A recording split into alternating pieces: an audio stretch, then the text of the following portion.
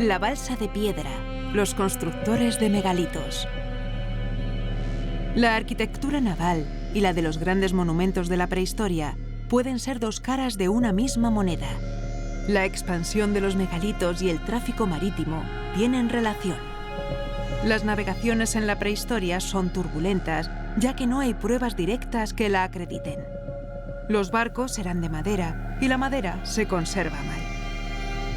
Quizá haya llegado la hora de tomar como buenas otras categorías de pruebas, como la cultura material o la fauna domesticada en Oriente o la calurosa África. Aún quedan muchas preguntas por responder. ¿Quiénes fueron los primeros constructores de dólmenes? ¿Dónde erigieron los primeros megalitos?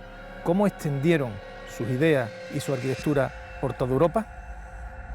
La península ibérica vinculaba el mundo mediterráneo y el norte de África, siendo a la vez la puerta al brumoso Atlántico. Su arquitectura megalítica puede responder muy bien a un conjunto de influencias. Uno de los yacimientos complejos más antiguos del Neolítico peninsular es el conocido como Campo de Hockey, en San Fernando, Cádiz. Su estudio sistemático y una pormenorizada reflexión de todos los datos obtenidos ha llevado a sus investigadores a plantear la posibilidad de que esta necrópolis sea el origen de la arquitectura funeraria megalítica en la península ibérica. Algunas de sus tumbas ya son propiamente grandes construcciones. 3 o 4 de estas tumbas, de un solo uso, presentan cámaras sepulcrales. Estamos ante formas protomegalíticas.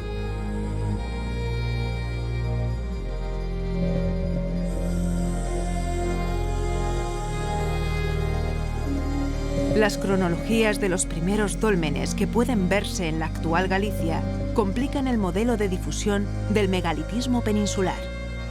Ramón, no cabe duda que el megalitismo gallego es una realidad arqueológica muy importante. Me gustaría que nos lo ubicaras cronológicamente.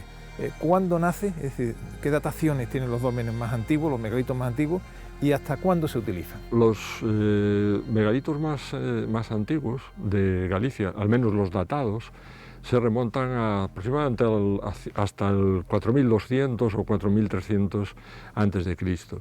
Luego hay una fase expansiva a comienzos del cuarto milenio, cuando se generalizan los sepulcros de corredor, como en el que nos encontramos ahora mismo, y hacia los inicios del tercer milenio parece hacer crisis el concepto del megalitismo, al menos del megalitismo funerario, ya que se ha visto que se cierran, se clausuran.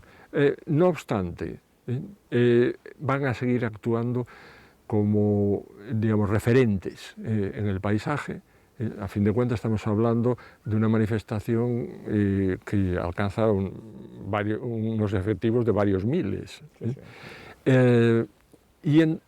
Las gentes campaniformes, a menudo, no de manera exclusiva, pero a menudo utilizan los antiguos dólmenes y en particular los sepulcros de corredor como lugares de enterramiento. Eso sí, sin respetar, sin seguir las normas de utilización que presidían el empleo de estas estructuras durante el Neolítico. Me gustaría que me contara un poco las tipologías de megalitos, si tenemos toda la gama de tipología o se centran más en grandes dólmenes como este que nos encontramos. Básicamente tenemos dos tipos de construcciones, bueno, tres tipos, decimos, dos tipos de construcciones funerarias, que son lo que se denominan dólmenes, que son simples recintos pequeños a base de piedras verticales que sostienen una tapa horizontal a modo de techumbre, y luego lo que tenemos aquí, que son los denominados sepulcros de corredor, estructuras algo más grandes, la cámara, con su cámara y lo que se denomina el corredor, que sugiere un uso más prolongado, un uso más intensivo de este tipo de construcciones. Y además tenemos, aunque muy minoritariamente, un tipo de construcción megalítica cuyo uso es menos conocido, que son los menhires. Aquí en gallego y en el portugués se llaman pedrafitas, es decir, son piedras hincadas. Es bastante uniforme.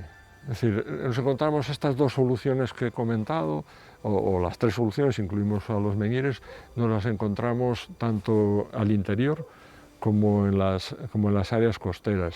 Bien es cierto que los grandes monumentos megalíticos suelen localizarse más bien en la banda occidental.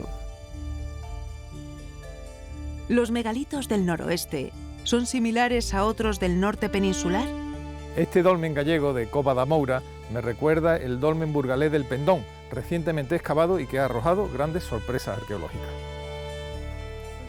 La posibilidad de excavar un dolmen con métodos propios de la arqueología científica es una puerta abierta de par en par a nuevas perspectivas. Es el caso del dolmen de El Pendón, en Reinoso, Burgos. El volumen de información obtenido ha sido elevado. Ahora se trata de transformar toda esa información en conocimiento. En origen era un sepulcro de corredor, pero a finales del milenio se produce un fenómeno que no es muy habitual, bueno, cada vez va siendo más habitual, lo hemos documentado también en otro monumento de la provincia de Soria, en el que se produce una clausura espectacular de la tumba, y esa clausura espectacular lleva consigo el desmantelamiento del pasillo, el desmantelamiento de 2/3 del túmulo y el sellado con las piedras del pasillo, el sellado para la eternidad de lo que es la estructura funeraria, la cámara. Las grandes piedras del corredor se depositaron sobre el nivel de enterramientos. ¿Y qué es lo que ocurrió a partir de ahí? A partir de ahí la tumba ya no es una tumba. Es un monumento conmemorativo, es un lugar de reunión, es un lugar de agregación, es un lugar de veneración a los antepasados, pero ya no es una tumba. Ese aparente caos que se observa en muchos monumentos megalíticos está muy lejos de la realidad, no existe tal caos. Es todo una especie de acción programada por parte de los grupos responsables de su erección y sobre todo de su clausura, y que revisten ese momento final de abandono del monumento como tumba de una serie de rituales espectaculares. La evolución arquitectónica del monumento es un libro escrito con ortostatos y taludes. Estas construcciones tenían algo de orgánicas, por eso quizá, en su final, se enterraban ceremonialmente. Los restos humanos rescatados en la cámara principal de El Pendón nos perfilan una sociedad muy avanzada para su tiempo. En El Pendón se puede observar una población muy molida, unas gentes que sufrieron violencia y experimentaron deformaciones por el trabajo. Era una población que sufría numerosos traumatismos. Tenía unos desgastes en los dientes increíbles, con toda seguridad usaban la boca como tercera mano. Hipotéticamente, aquí se registra la primera intervención quirúrgica con éxito en los oídos de una de las mujeres enterradas en la cámara principal, algo sin duda extraordinario. Tenemos la evidencia con casi toda seguridad de la primera intervención quirúrgica en el oído de la humanidad. Era un grupo que también en su entorno había cierta violencia. Tenemos evidencias de flechas clavadas en los huesos, de hueso reconstruido en torno a una punta de flecha, fracturas, etcétera, etcétera. Es decir, era una población que vivía en un entorno relativamente hostil. El conocimiento que se ha obtenido en El Pendón permite a la ciencia la caracterización de poblaciones y el registro de los estilos de vida de las comunidades neolíticas de la mitad norte peninsular. Sin duda, hay grandes paralelismos con el hipogeo de Longar, en Viana, Navarra, donde igualmente se documentan signos de violencia entre su población. Los dólmenes gallegos son muy antiguos. Axeitos es uno de los más sugerentes. Esta sepultura de corredor de Axeitos tiene unas dimensiones importantes, ¿no? Ya la piedra en sí tiene fuera de tierra 1,5 metros, unos 80. ¿Cuánto crees que puede estar enterrada? Enterrado puede estar 2 metros más o incluso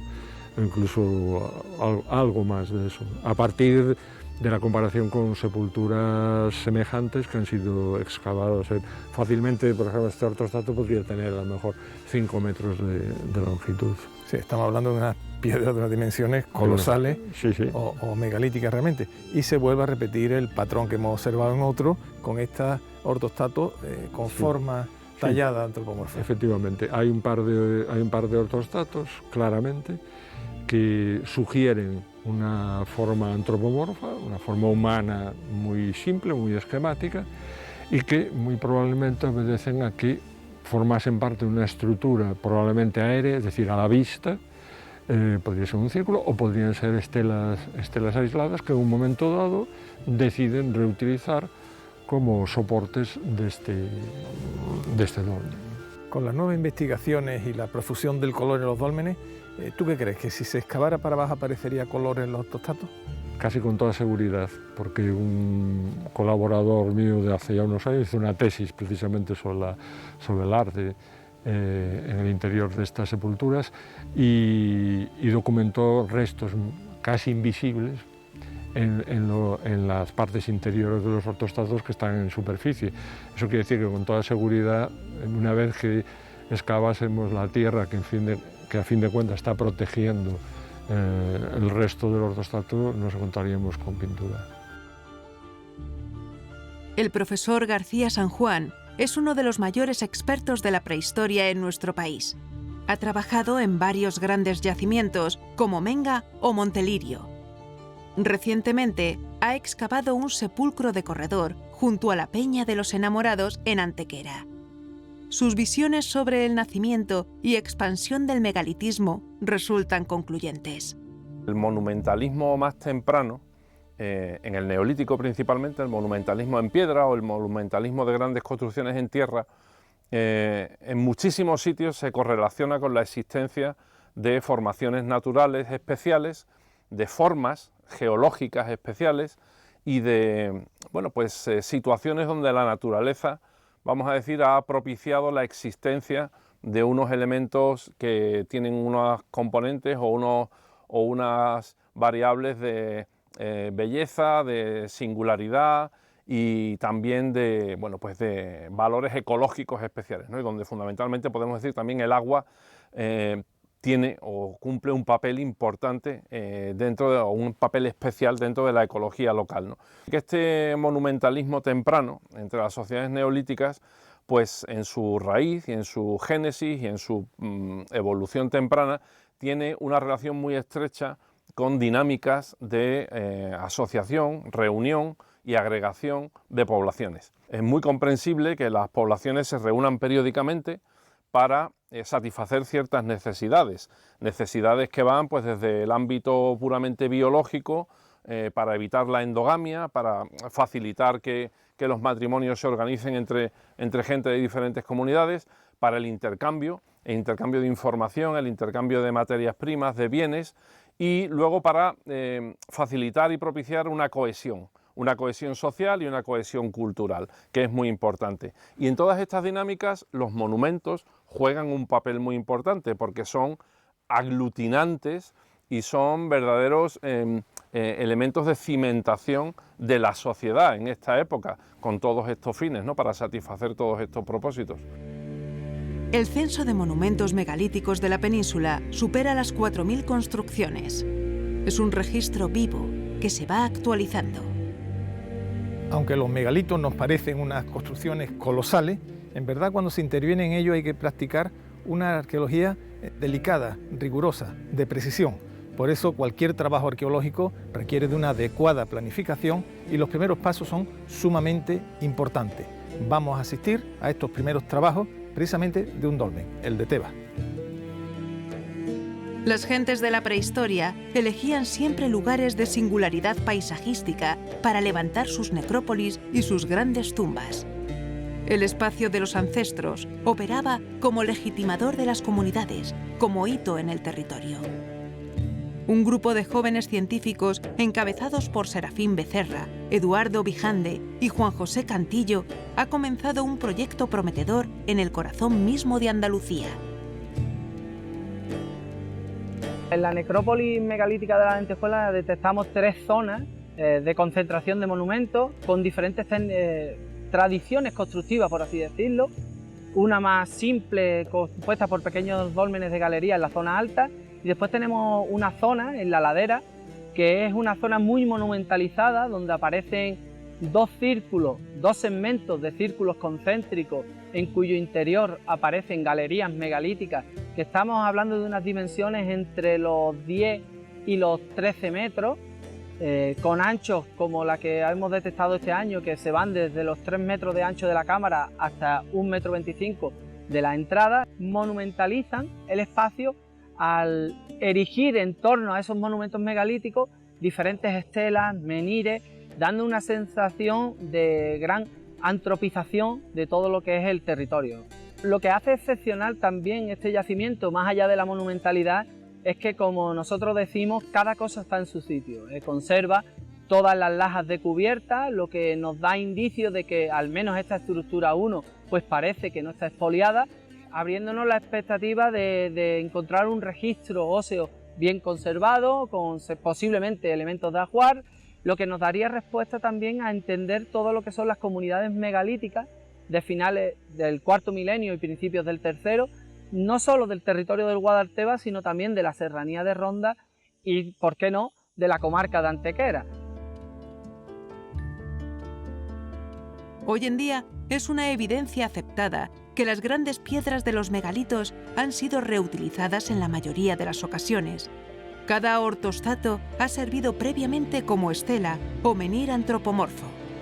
Esta práctica se corrobora en lugares como el Dolmen de Soto o el Tolos de Montelirio, en Valencina de la Concepción. Los círculos de grandes piedras o cromlechs son la primera manifestación del megalitismo en Occidente, junto a los menhires o piedras hincadas. Casos como los de Almendres en Portugal son paradigmáticos. En Cerdeña se tallaron estelas decoradas de gran tamaño durante la prehistoria. Representan figuras humanas como los menhires. Un caso de reciente investigación es el castillo de Cumbres Mayores, en la Sierra de Aracena, en Huelva, donde se excava un posible cromlech neolítico. El tema natural de la singularidad geológica ha debido jugar un importante papel. El cono de un volcán submarino que emitió pilulavas y posteriormente esas pilulavas se alteraron, se volvieron a compactar y a hacer otra roca que son la brecha volcánica. Se aprovechó la roca del exterior y parece ser que el monumento se organizaba o tenía algún tipo de organización en torno a ese punto central de las pilulavas, que además parece también que fue trabajado intencionadamente dándole una forma circular tanto externa como internamente. Las piedras antropomorfas son un elemento escultórico esencial en la prehistoria europea y la del Próximo Oriente. Una de sus manifestaciones tardías son las llamadas estelas de Guerrero o estelas del suroeste. Se han escrito ríos de tinta sobre estas estelas.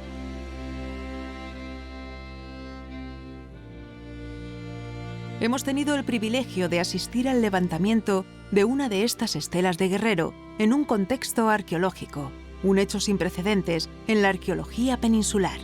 Este es un camino histórico antiguo que va desde Cañaveral de León a Azufre, en la Sierra de Huelva. Es un camino muy tradicional, ¿no? Con estos muros de piedra para las dehesas, la protección de la ganadería.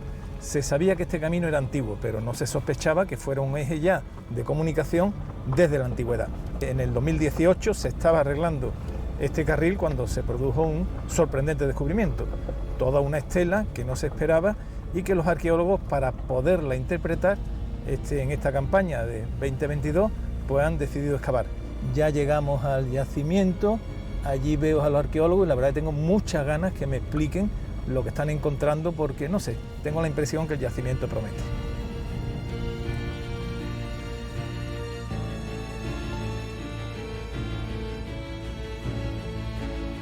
Hace 4 años, el descubrimiento de una estela diademada en Cañaveral de León, Huelva, despertó la atención de científicos y periodistas.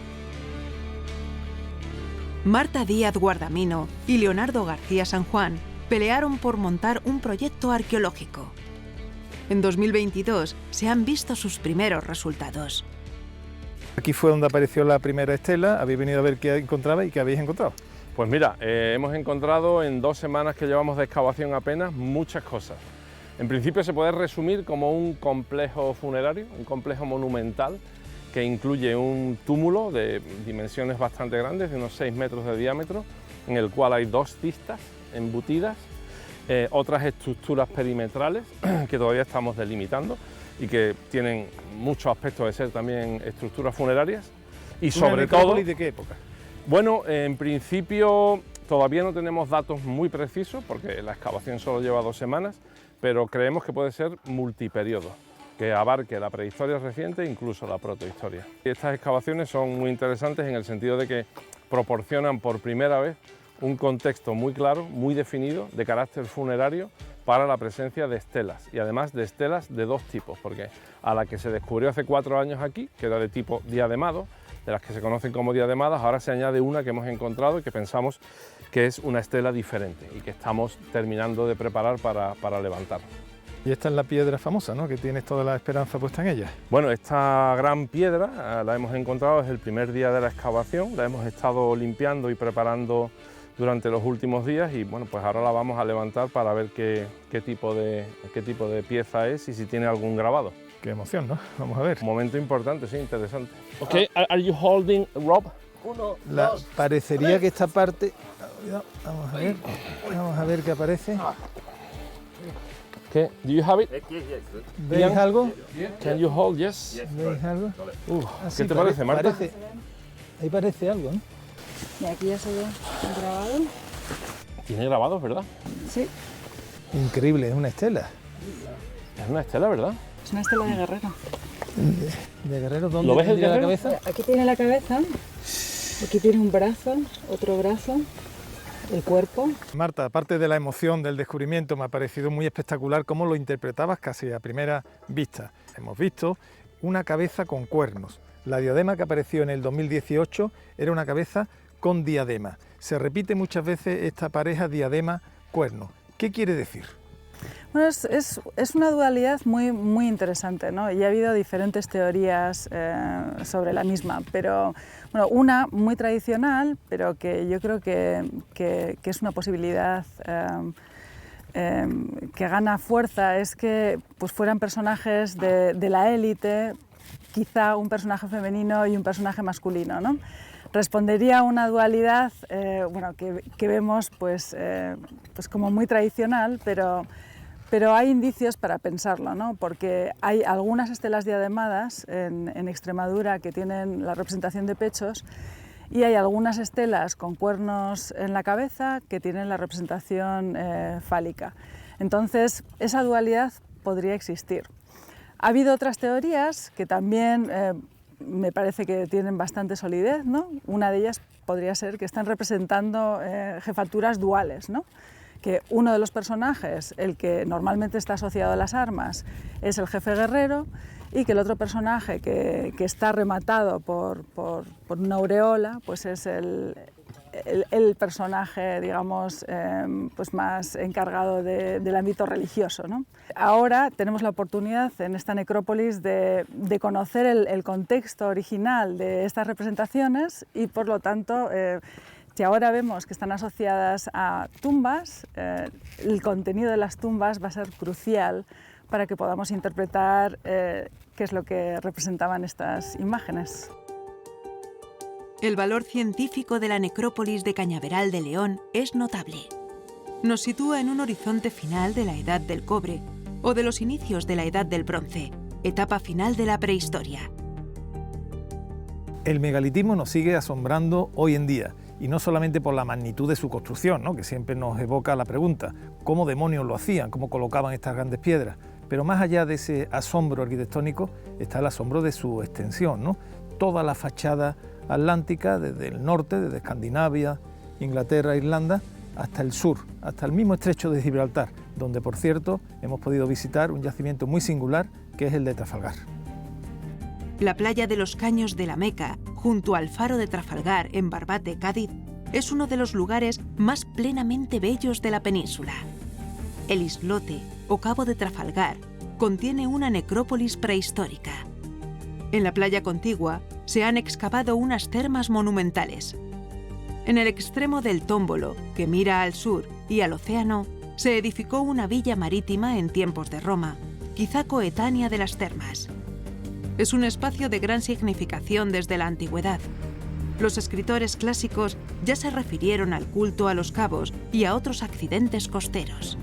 Durante estos años hemos podido filmar santuarios marineros en Gibraltar o en Santa Margarida, cerca de Lisboa. Los marinos hacían ofrendas en ambos lugares durante la antigüedad. Probablemente, el islote de la bahía de Portixol en Alicante sea también un santuario de los marineros de la antigüedad. Trafalgar cobija lo que podría ser una necrópolis. De momento, se han excavado 2 grandes tumbas. En el caso de la primera tumba, la cámara es una cueva artificial que ellos excavan en el geológico con un diámetro más o menos de 2 metros y una profundidad de 1,20, 1,40. Y en el caso de esta tumba que tenemos aquí, es una tumba un poco más monumental. Tenemos también un pequeño corredor, pero desemboca en este caso en una cámara circular, lo que conocemos como tolos, conformado por ortostato, en algunos casos de unos tamaños considerables. Y además con una peculiaridad, la tumba o lo que es la cámara en sí está compartimentada. Tiene una serie de lajas colocadas en posición vertical que permiten la compartimentación del espacio interior de la cámara. Además, el osario, el conjunto de huesos de individuos, aparece justo encima de un pavimento realizado con diferentes piedras. Mirando hacia el estrecho, hacia África, nos despedimos, no sin antes tener un recuerdo para los pioneros de la navegación atlántica, protonautas del océano tenebroso, aquel que Alejandro Magno soñó romper sus cadenas.